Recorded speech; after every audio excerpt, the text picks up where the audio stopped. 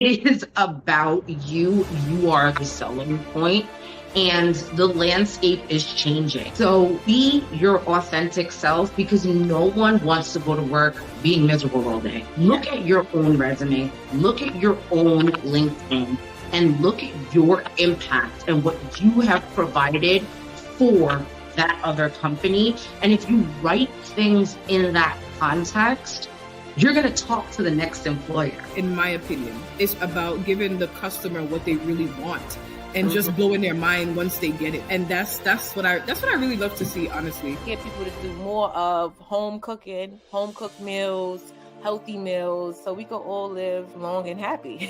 I'm very proud to be a mom, because not for nothing, women are amazing. Oh my God, the sacrifice. And how we make it look so easy. I was just telling Joanne before we got on the call, I said, I had to run from my daughter's school. They had an Easter egg hunt. I said, all right, Mom, I gotta go to work. But, you know, just as moms, we make it happen, supernatural abilities. We are the example for them, and I know that with them being a better version of us. You have to try. You never know how creative you are until you try. Because I didn't think I was creative. I found my creative side during a horrible time in my life.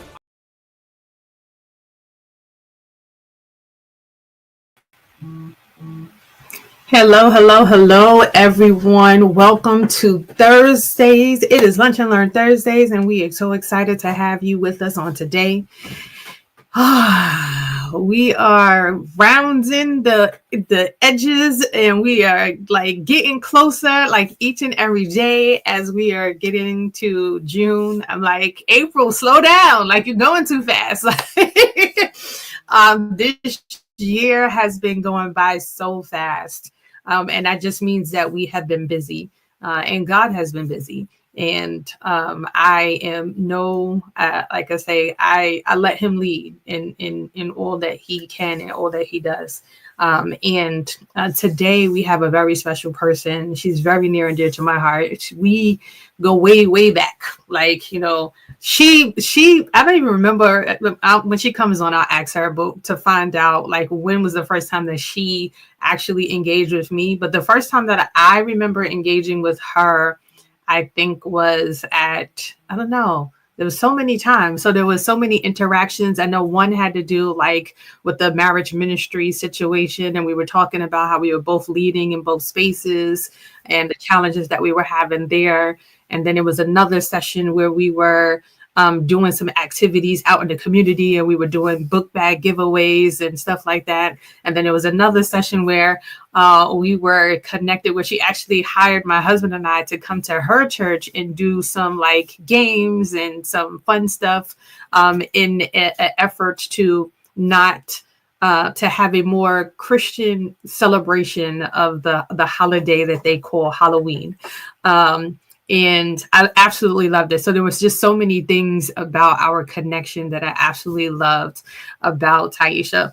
But one of the things that I think stood out most to me is about her kindness, her love, her spirit of just ever-ending joy and determination to make people feel welcomed, feel appreciated in every space that she touches. I do want to start off by sharing a little bit about my dear friend Tyisha.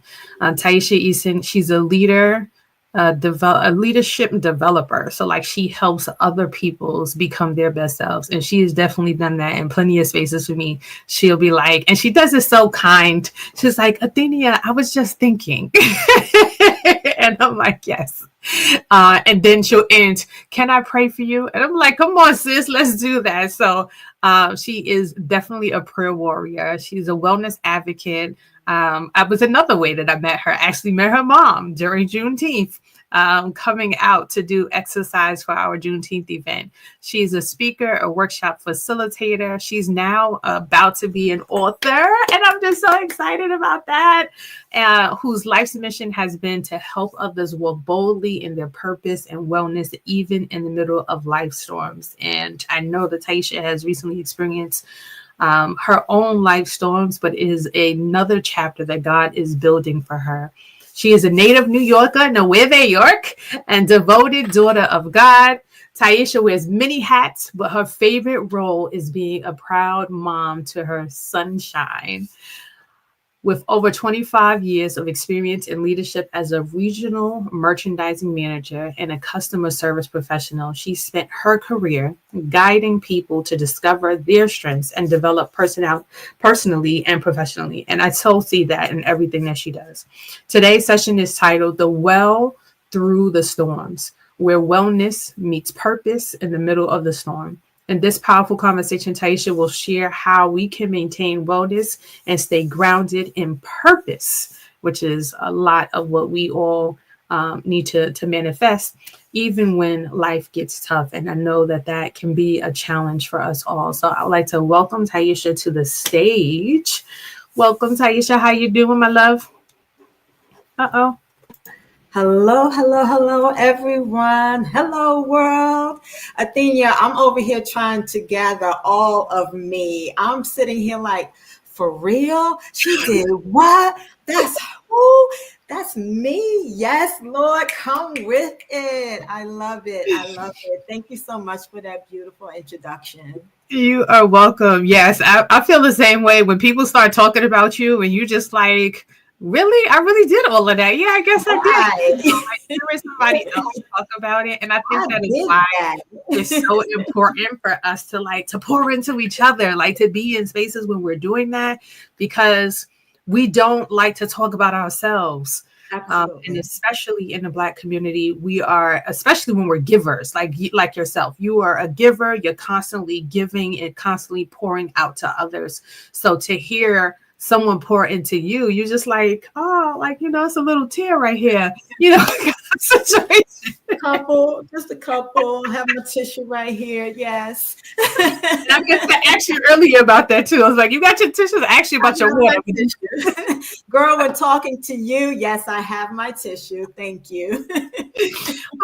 Okay. We already got some folks joining us. Welcome, everyone. She is a dynamic speaker, leader, and loyal friend to Just Speaking of a few of her many hats. Very true. And that's from Bernadette Starkey. And we have some people joining us on Instagram. So I want to apologize because last week I was not paying attention to my Instagram. I was so enthralled in the conversation here that I did not look at the Instagram, and we had over 50 people join us. So I'm going to pay attention this week, make sure that I include. So we have Unity is Us. We have Royalty Body Co. We have Cornbread Fed. So welcome. Thank you. Unity, so great people. So thank you all for joining us on today. And if you are joining us, please feel free to drop in the chat where you're joining us from. If you are joining us from Brooklyn, we got to rep our community. So is it East New York? Is it Brownsville? Is it Bed-Stuy, Flatbush, Canarsie? Like wherever it is, make sure you rep it in the chat. We'd love to hear. So I'm going to jump in because there's so much to talk about. So Tyisha has also been on our advisory board for Juneteenth for a little while. And that in itself has just been a blessing in so many ways. I've seen so much transformation. She's seen so much transformation in me and vice versa, right? We have been able to experience life together. A whole lot of life. Actually, going back to what you were speaking about earlier on how we met. We actually met for the first time. You were carrying Madison, and we met at a PTA expo.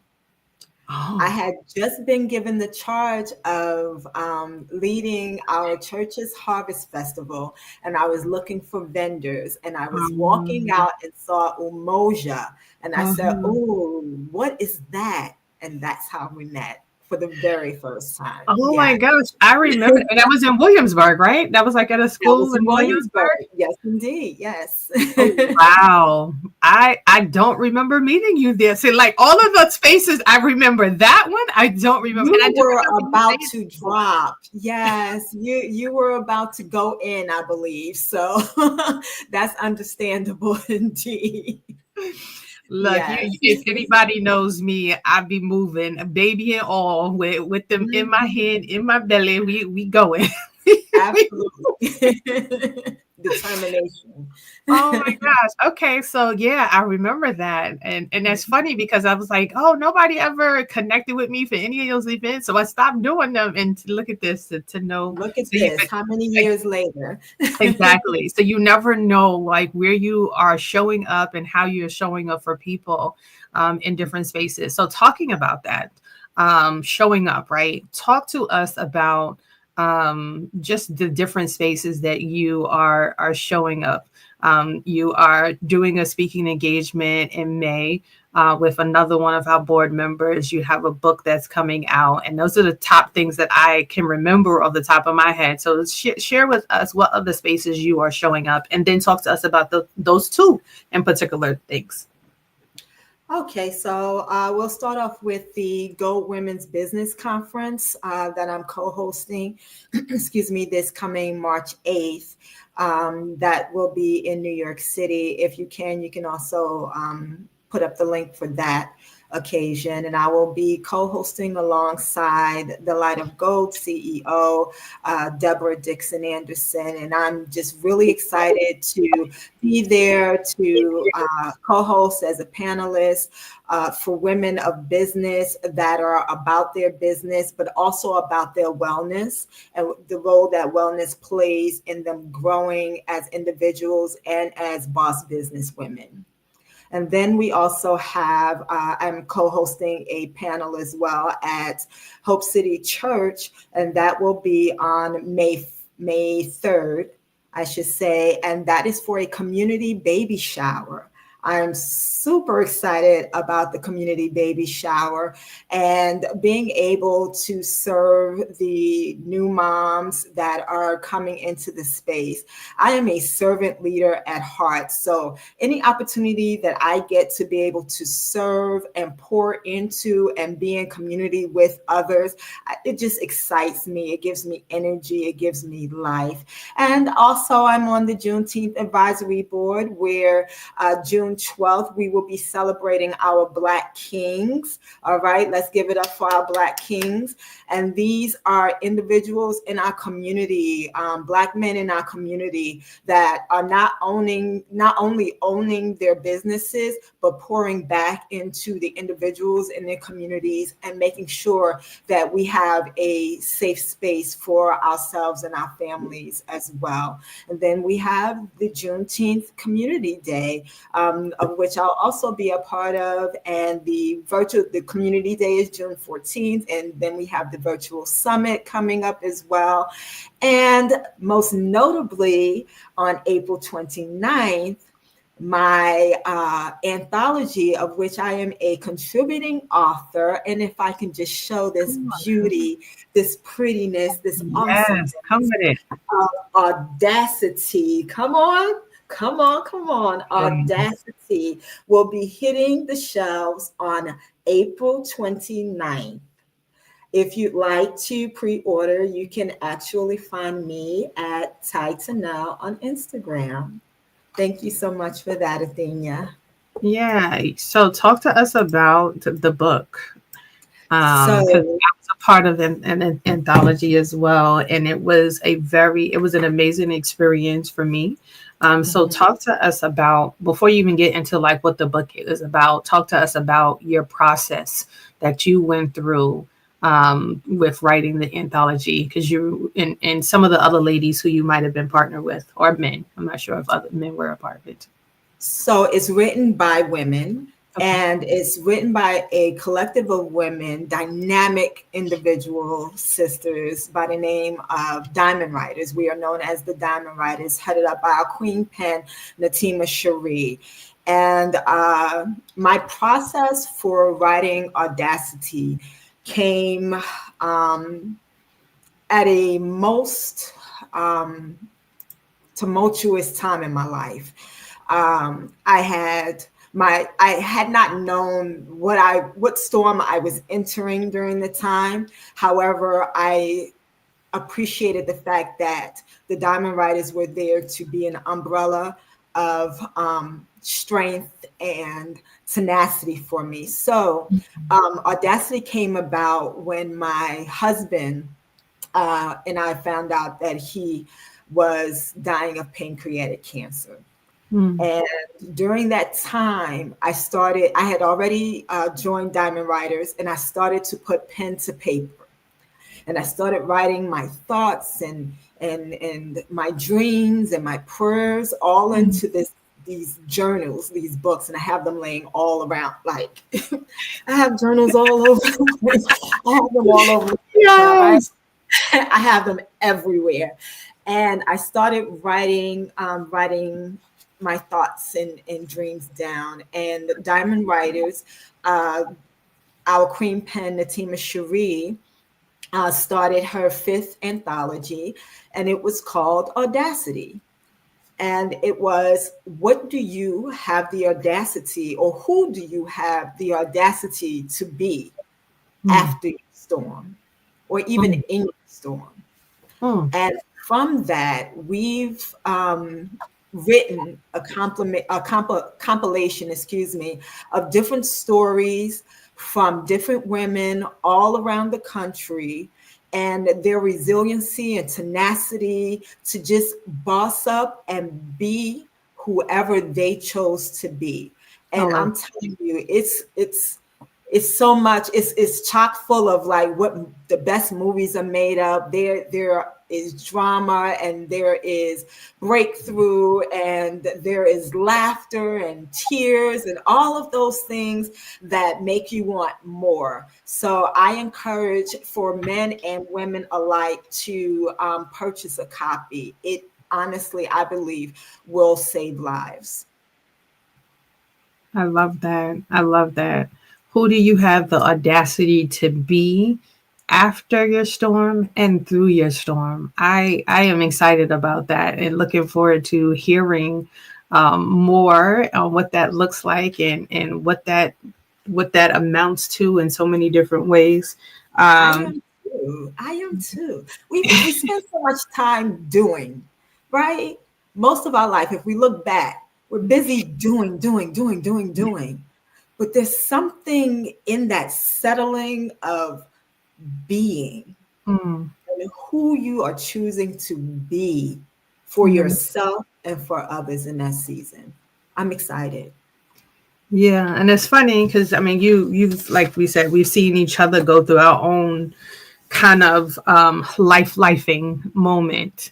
Absolutely. And what I have come away from those moments understanding is that when life hits you hard, how you go through it, how you show up during those times means more sometimes than how you show up before you went through that moment and after that moment.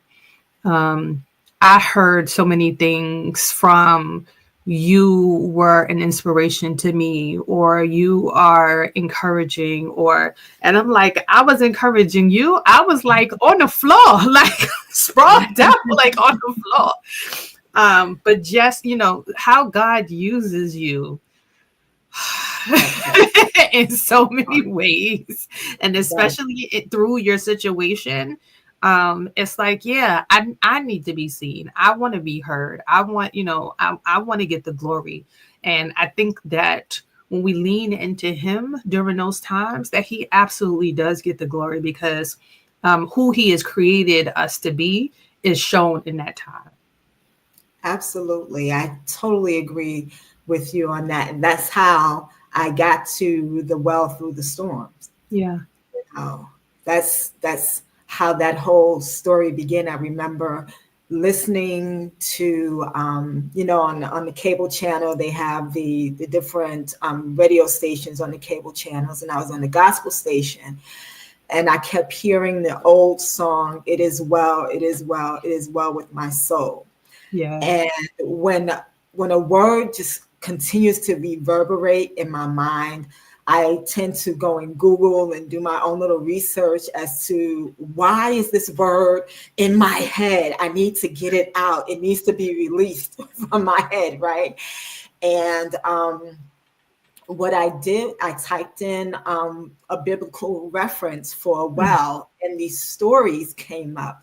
And it was so apropos because they were stories about Hagar and how she was found at the well, and about the Samaritan woman, and she was found at the well, you know. And what resonated within me with these women were that they were at the well seeking a source of nutrition, seeking a quencher for what was ailing them. And what was ailing them was that they were feeling broken, burnt out, broke down. Yeah. And the living water was what, and they didn't even realize that that's what they needed. But the living water was there in that well as a source. The living water was Jesus. The living water was God, showing them who they were, who they are, and then them walking away with the courage and the boldness and the tenacity to be able to take that to their community and be the boss leaders that they were. I love that. Oh, you just said a whole lot. Okay, so just even, I'm gonna pause on that. I'm gonna come back to that. Because that whole idea of being a boss leader through your storm, or the understanding of what your revelation, or how your revelation makes you a boss, because at the end of the day, it shows how you're able to weather storms and still, and not for nothing, that's what I want in somebody who's a leader. I don't want somebody who's a leader who's going to crumble at the first sight of pain or affliction or challenge, but someone that's going to say, okay, I see the storm and I'm going to drive through it. And who's with me? And whether somebody is with them or not, that they're still confident that they can go through it, because like you said, the living water is there. Jesus Christ is there. And that's who's walking with them through the storm. So you did mention having journals, and I did write that down. I would love for you to be able to share how journaling has been a part of your life, and what and how that has carried you. Like what have you been able to utilize journaling for? So as a little girl, I used to have little journals where I would jot down little stories of myself and how I saw myself as an adult woman. And I had fun with those, but I really, looking back, I didn't really take it seriously. And then I would periodically throughout my journey through life write down little thoughts and phrases here and there. However, during COVID in 2020, when everything was shut down, someone generously sent me a beautiful journal full of prompts and activities, thought-provoking activities for me to become more engaged. And that helped me tremendously through what I was feeling during COVID. How I viewed my job, how I viewed my family, how I viewed myself, how I viewed my future. And it helped me to gain so much clarity during that time. And then life happened, and we had to go back to work. And I began to get busy once again with the life of busyness, right? So I put my pen down again and introduced the Diamond Writers. A good friend of mine, Shell Mack, she was relentless in sharing her joy and her breakthrough as being a part of Diamond Writers. Shout out Shell Mack. And from that, I sat in on one of their info sessions, and I was hooked. I was hooked. And from then on, it's become, if not daily, every other day, a practice. But I would dare say it's a daily practice where I'm writing down thoughts. And if it isn't thoughts, I'm writing down. Girl, I have become a poet. I have written about 4 or 5 poems. Come on now.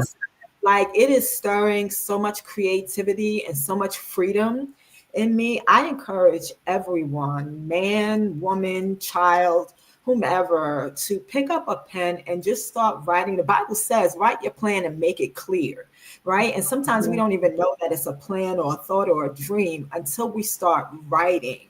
And it's so freeing. The entire act is almost like a meditative act for me. I love that you shared that. So the whole write it down and make it plain.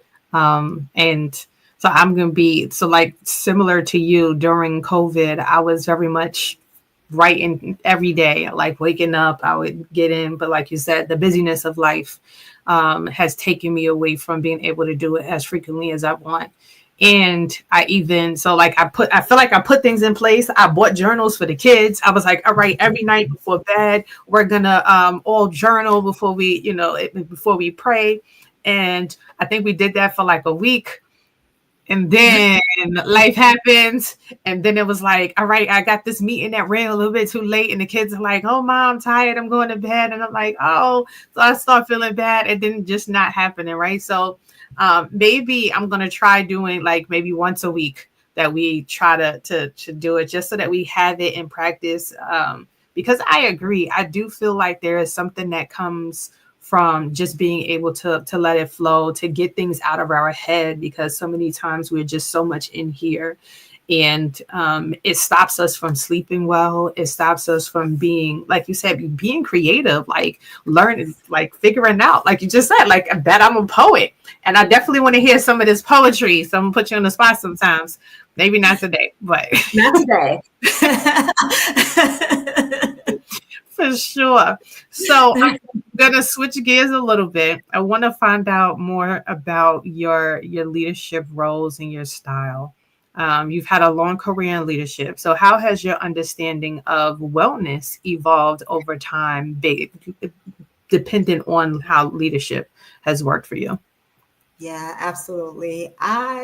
Looking back, thinking about it, I've always been a leader in my own right. And I think we all carry a distinct natural ability to lead in some way, shape, or form. And my leadership may not look like your leadership, and the same, for any other individual. We all carry a DNA, a distinct natural ability to just be who God created us to be.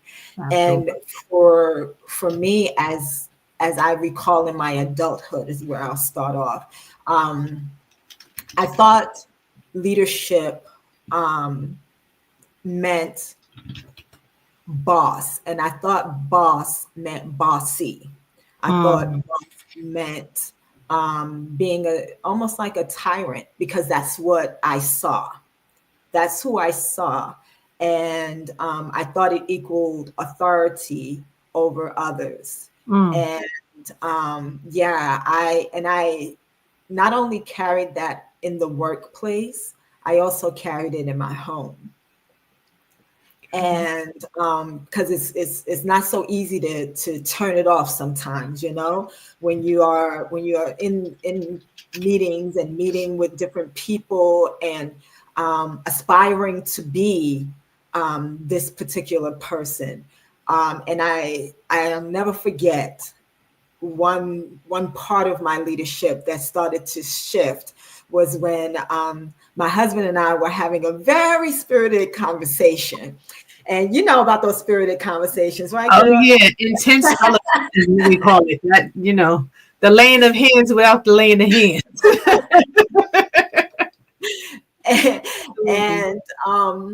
And he said to me, my husband, he said, I said, what do you have to say? He said, I have nothing else to say. Until you learn to speak with me and to me and not at me, there's no reason for me to say anything else. He said, I am not your employee. And I was like, what? Like, what? And I mean, it did not happen instantly. I really had to think about it and sit in that and think about that for myself and how I was showing up in my home, how I was showing up in my marriage, and how I was showing up in my leadership at work. I never wanted to be someone that people were afraid of, because those are feelings that I felt. And I never wanted people to feel negative feelings that I myself have felt throughout the years. So I had to change myself first. If I was looking for change in any other individuals that were around me in my space, I realized that I had to change myself first. And one part of that was humbling myself and realizing that because I have a title does not mean that I have lordship over anyone. A title, as fast as it was given, it can be taken away. Absolutely. Right?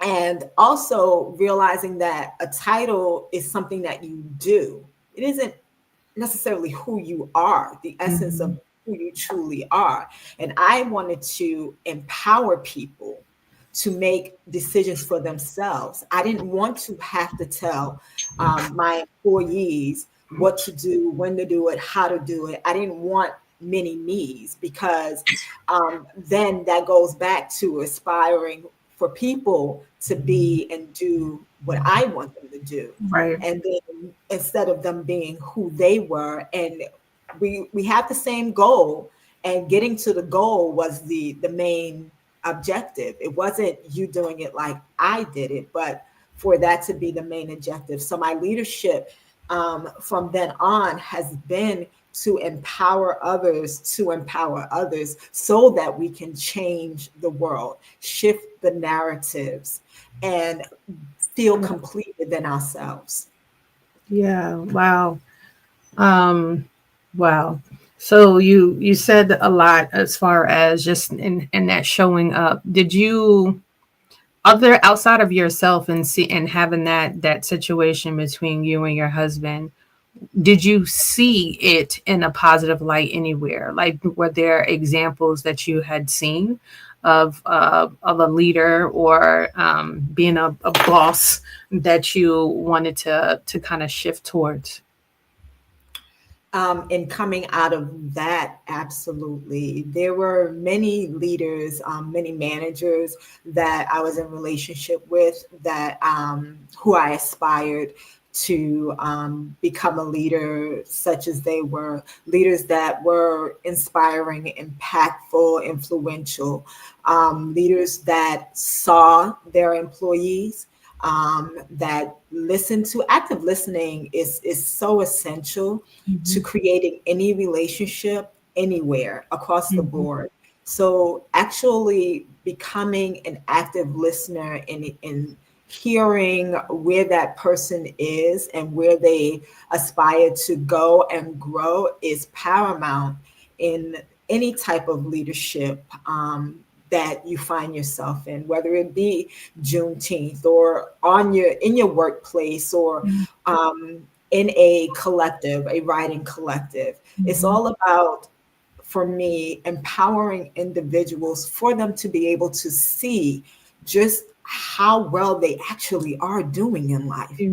We take on so much thinking, you know, Paula White, thank you, that's thinking, and it's so easy for us to hold on to that and then go into what I call, I had a habit of doing analysis paralysis, you know, and you sit and you analyze things so much and so often that before you know it, you've not done anything. You've not moved at all, you know. So just feeling empowered, feeling enlightened, feeling more knowledgeable to be able to pick up whatever it is that's there and move forward with it. Got it. So with that, how have you helped others to identify their purpose through whether it be hardships or even just uncertainty? Good question. I intentionally, I learned some time ago about something called the 8 dimensions of wellness. And the 8 dimensions of wellness are emotional, social, financial, physical, spiritual, occupational, your job. Like, how are you feeling before you walk into your job? How are you feeling if you work Monday through Friday, how are you feeling on Sunday night with the prospect of entering your workplace on Monday morning? Intellectually and environmentally. Environmentally, what does your space look like? What does your home space look like? What does your outdoor space look like? Where are you choosing to place yourself for edification? So in that, I marry that with active listening. If you sit and you listen to individuals long enough, they'll tell you their life story without even telling you their life story. Right? They'll tell you where they are without them even telling you where they are. And the key here is for them to realize, for all of us to be able to realize that we essentially are armed with everything that we need. We just have to know that we have it within us. And not only that we have it in us, but that we can aspire, we can attain whatever it is that we want in our lives. We just have to be intentional about recognizing it within ourselves, not looking left and right at what everyone else is doing, because we don't know what it took for that person to get there. And I promise you, we probably don't want to do it. So just concentrating and focusing on oneself is essential for breakthrough, I think. Yeah, I like that, because I'm always telling my kids, I'm like, the only person you can control is you. Looking at somebody else and what they're doing and how they're doing it, you don't know what they're going home to. You don't know what their situation is, or any of that. So I totally agree. Exactly. You don't want that smoke. Nope. I tell people all the time. They be like, not to me, but people are like, oh, you have such an amazing wife, and she's so this and she's so that, and he always said, yeah, but you don't want to live with her. And like she gonna hold me just like she hold other people to standards. You got to imagine what she doing in my house. So it's like, I love her to death for what she is. And so it's like, you really don't know, people always see things and they're like, oh, but it's like, it takes two to participate in everything that is going on. It takes two people in every relationship to create a relationship. That's the word, relationship. People think that they can go through life sometimes without creating relationship. And that's key to every form of communication is relationship. Absolutely. And I'm always pushing that, even when I'm doing marketing with people. I'm like, how are you creating relationship with people on your social media or with your customers? How are you building that? How are you building a way that they can understand who you are? People want to know who you are. They want to like you. They want to trust you. They want to have a relative, a way to relate to you, right? To be able to say, oh, she's a mom. Oh, she's a Christian. Oh, she's this, she's that. So how can you share parts of yourself so that you're able to connect to others? Absolutely.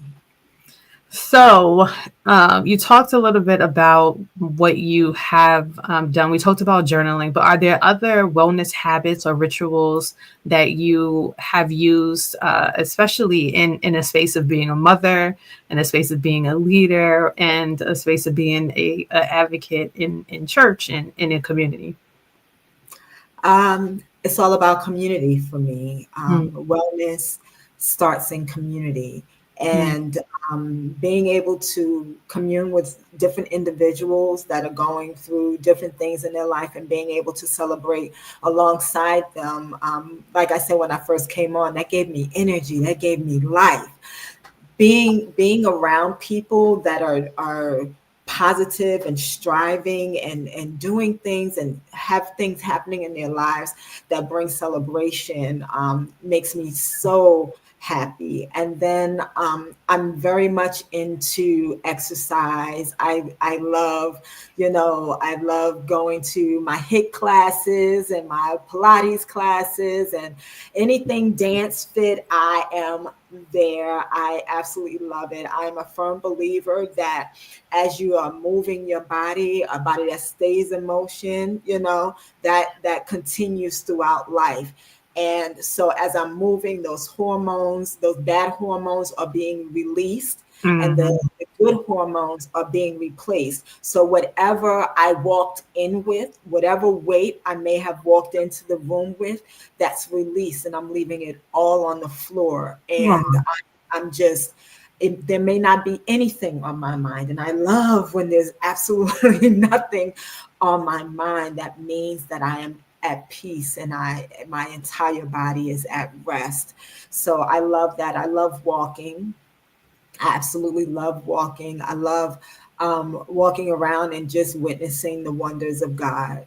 Like, if you don't know that God is real, take a walk outside and just look around and see all of the beauty that beholds us. Even if you're in New York City, there's still tons of beauty out here. Let me tell you, there's still tons of beauty out here to behold, and be able to meditate, not worry, not mull over the coulda, shoulda, wouldas, but actually appreciate where you are during that time. So yeah, those are a lot of wellness habits that I have in place. Yeah, and I like that you said, yeah. I mean, even in New York, when I was in New York, I love to like go to wake up early and go sit either on a balcony or on a porch, or just and just listen to the subtle glisten of the night or the day, or whatever time you're sitting outside, or even going to Prospect Park and just sitting in the park and listening to the trees and having them like talk to you, like or I mean, even here, it was funny. I was driving the other day and I saw a house being built, the frame and the structure. And one of the things that I've been talking to a lot of people about is the blueprint. And the whole idea that before something can be created, I'll sit there and I'll look at a building and I'll be like, well, why did they have, like, even when they did the Barclays, I'm like, well, why did they do the lip that goes out that way? Or why did you do, why is this, what is the purpose of this corner or this like space and stuff like that? And it was like the design was there before, had to be there before. You had to know where the toilet was going to be, the refrigerator, like all of the end products. You had to know at the very beginning in the blueprint stages. And so many times we just are so busy that we're not thinking about the blueprint, the stages that got us to where we are, and we're just filling in the holes, and that's where God like plays a role so much, I feel, because we're the architect. Yeah, we're filling in the holes of the blueprint that He's already created. And we're just putting in the different places to it. So speaking about that and speaking about God, how has faith shaped your leadership?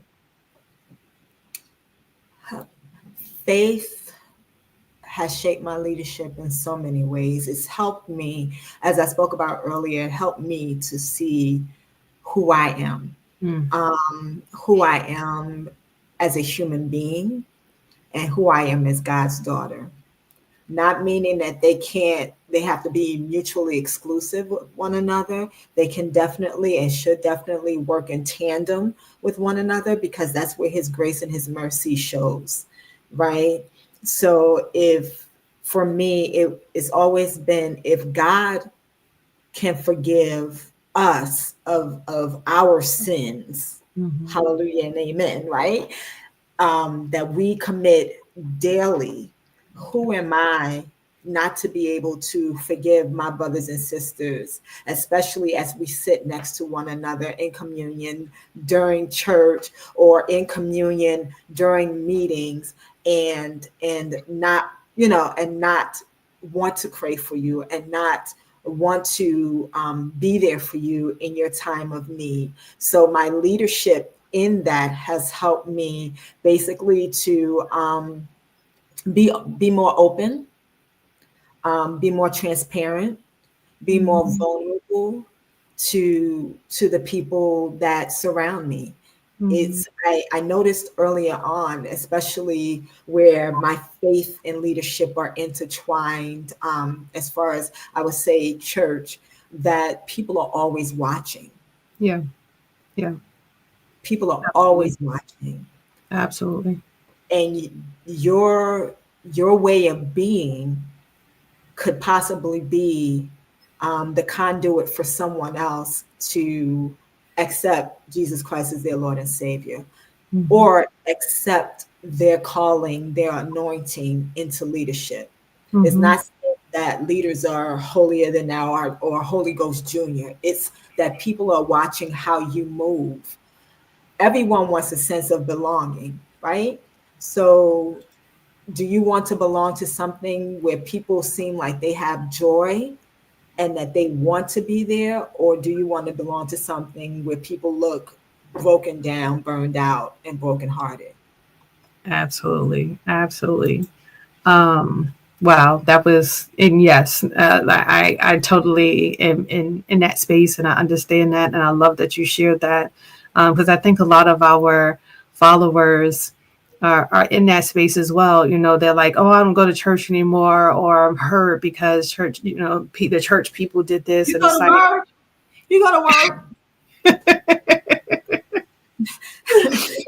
we gotta step away. We gotta help them, but we have to be, and just us being an example, allowing them to see Christ through us, and how we continue to operate, I think is powerful. And just like we were talking about at the very beginning, about how we go through our storms, how we continue to how we walk through those storms are an example, because we get to lean on Him, and He gets to be shown.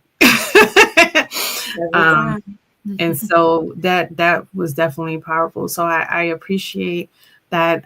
Before we go, we are already almost at the hour. Before we do, fast. It is. It does go really fast.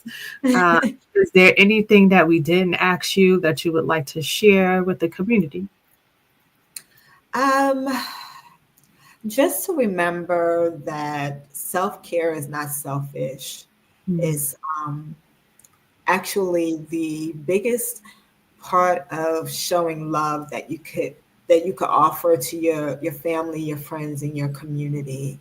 If you are pouring until your well runs dry, then you're no good to anyone. You're just giving ashes, and no one deserves ashes. We are called to be excellent because God is excellent. Yeah. And we are made in His image. So we are already excellent in our own being. Don't try to be something that you're not, based on social media or your own false perceptions. Be who you are in your distinct natural ability, and watch God do the rest.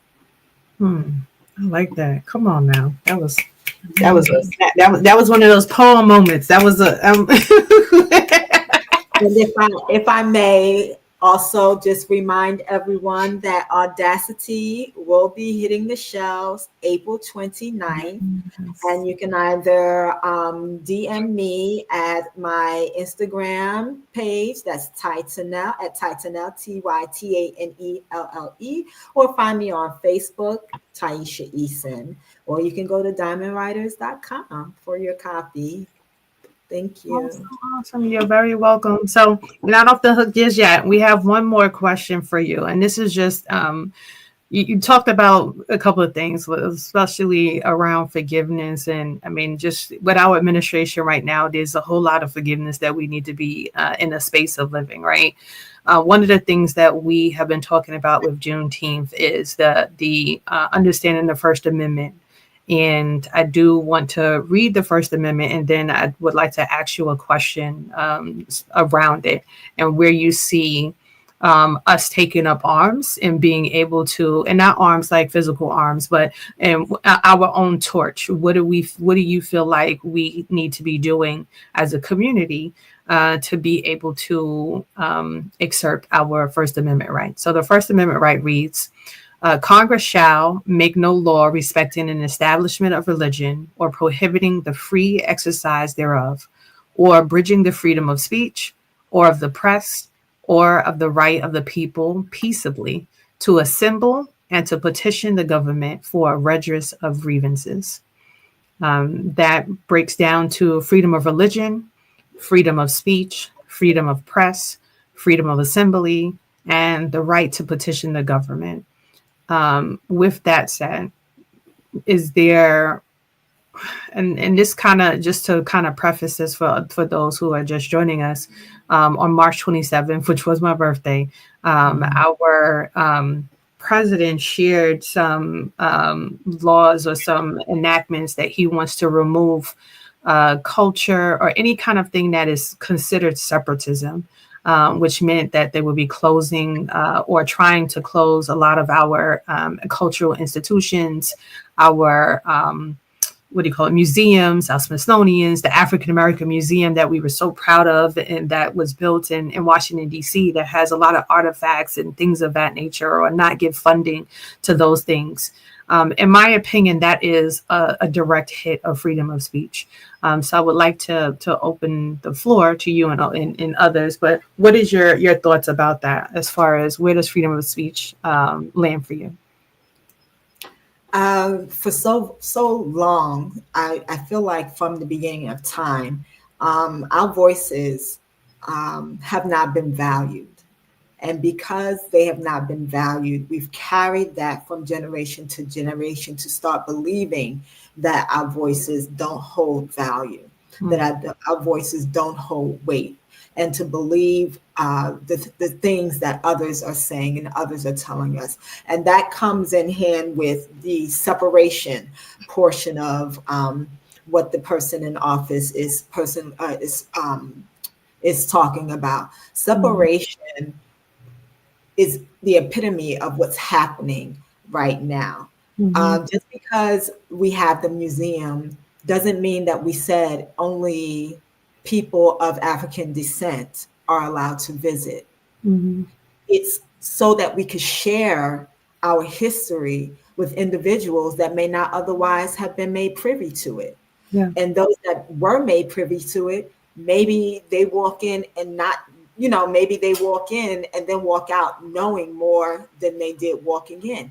And for us, it's a legacy for us to be able to continue onward with the growth of our community in a positive way, for us and our children and our children's children to be able to see the dynamic people that we are. Everyone else sees it. Why don't you see it?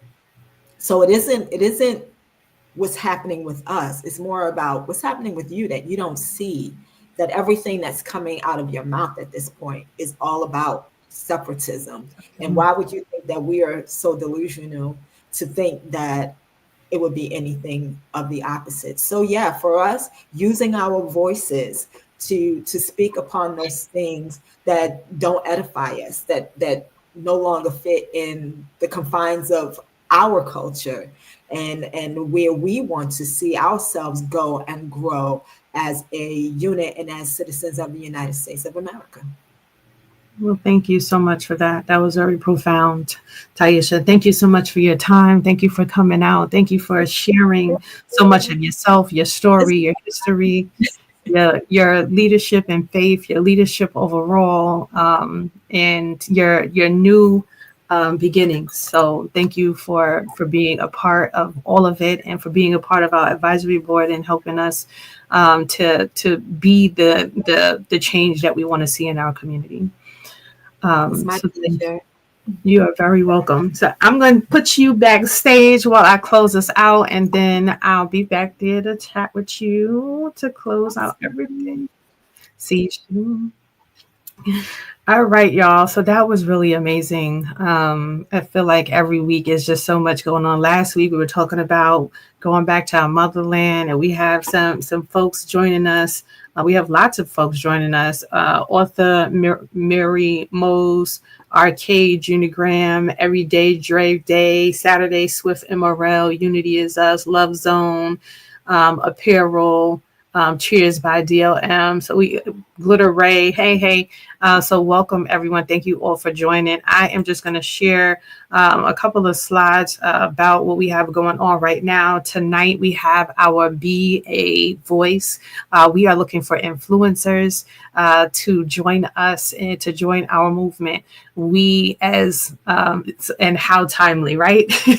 That we even just had this conversation. Tyisha was just talking about being using our voice and not allowing our voice to be silenced. And we want to be able to use our voice in constructive and intuitive ways. And so we are looking for people who are interested in being influencers. Even if you've never been an influencer before, you are interested in being one. We're doing an info session tonight where you can learn what that looks like. And we will be doing some workshops and trainings and being able to show you how to do so. And then you'll get to actually do it throughout some of our events. So we have some really amazing opportunities available if that is something that you're interested in. And I think we just dropped a link in the chat, or you can go to our website, juneteenthny.com/influencer. So that's the first thing we got going on. We have our last vendor info session. Oh my gosh. Coming up next Monday. So if you are interested in being a vendor with us and you have questions, comments, thoughts, you're just not sure, because May 2nd is the deadline for us to close out our vendor area. So we have a lot of people who have showed interest. We have some people who have signed up.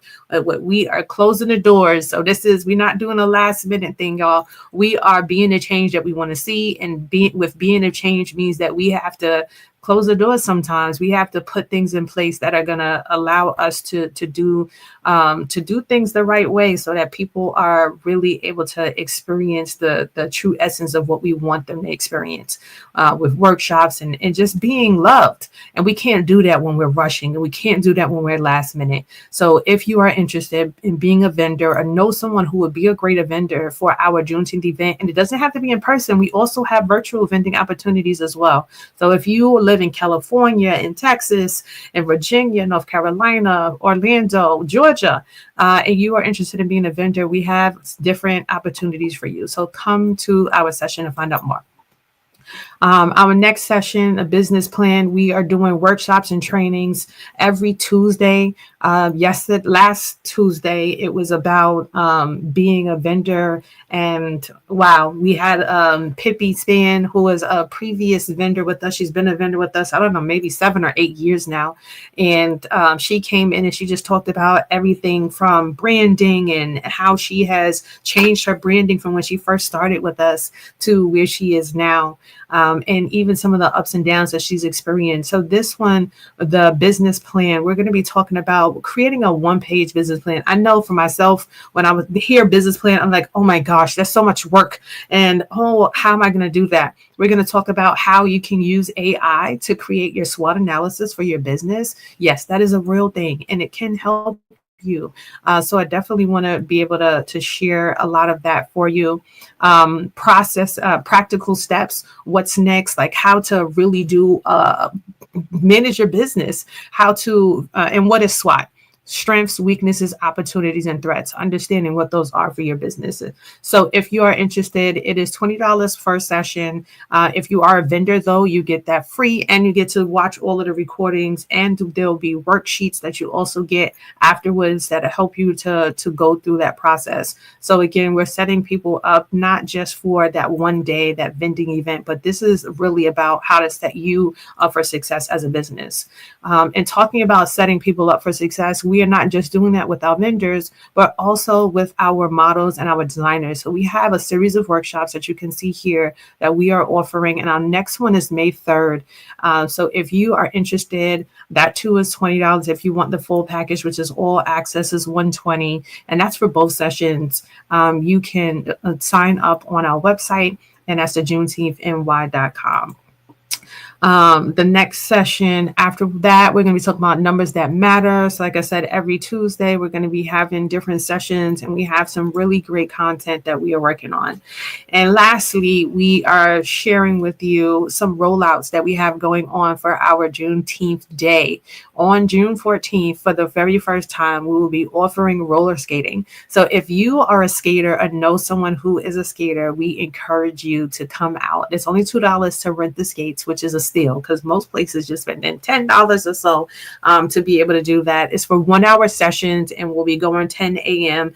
until 2 p.m. So that's 10-hour sessions. Every hour we're having a new session join the ranks. If you have your own skates, still come out, but definitely go to the website to register so we can make sure that we'll have music, we'll have activities going on over there. We have a dope team that's going to be supporting us, and just come on out. We're going to be talking about so many great things. We have so many amazing vendors that are already with us.